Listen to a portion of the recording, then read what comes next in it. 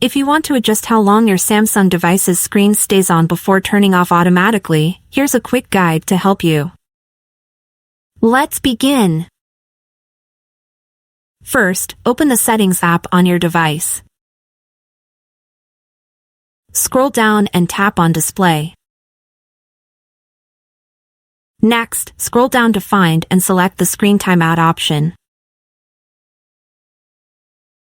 You'll see several time options such as 15 seconds, 30 seconds, 1 minute, 2 minutes, 5 minutes, and 10 minutes.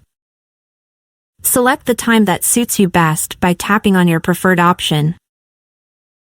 Once selected, the change will take effect immediately and your screen will turn off after the set duration of inactivity. And that's it. Now you've successfully changed your screen timeout settings on your Samsung device. If you found this tutorial helpful, stay tuned for more tips and tricks. If you love quick and smart solutions, be sure to subscribe to the channel.